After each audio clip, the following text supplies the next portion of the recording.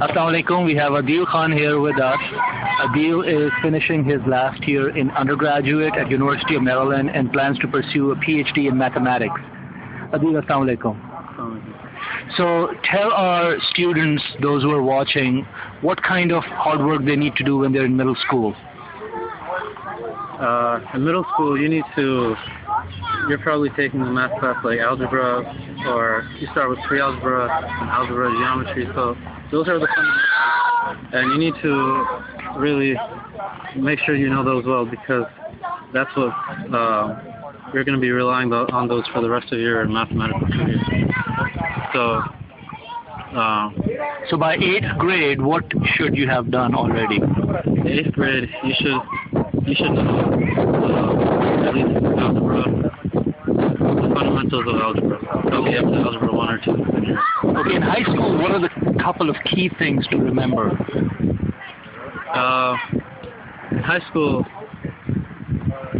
you're going to have harder math classes. First of all, you're going to have a lot of people get stuck at trigonometry. They find that it's a lot different than, algebra, geometry. So what you need to do is just the key is to not memorize formulas, but to try to actually understand the concept. That's what, unfortunately, in America, I found that it's the biggest failing of mathematical education, that the formulas are emphasized over actual ideas. So if you know the actual ideas, the formulas just come easily. What kind of a GPA is important? A GPA, you need to give me a number.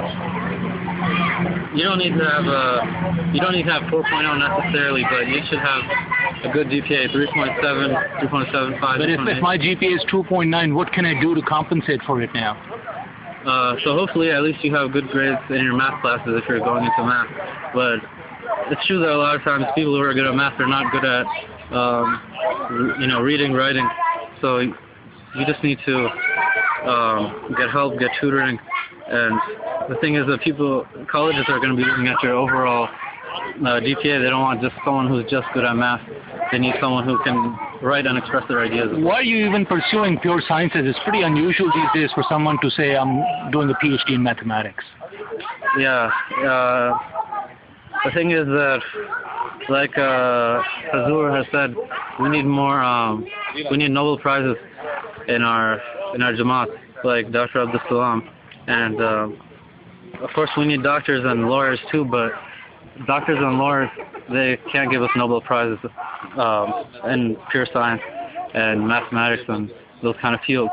We need people who are doing what Dr. Abdus Salam did. And so Adil, if people want to reach out to you, parents, students, I can give them your email address. You won't be mad at them. You won't show them an attitude. Sure. And why are you even doing this? Why are you making this video? I care about people who are watching it. Jazakallah. Thank you very much.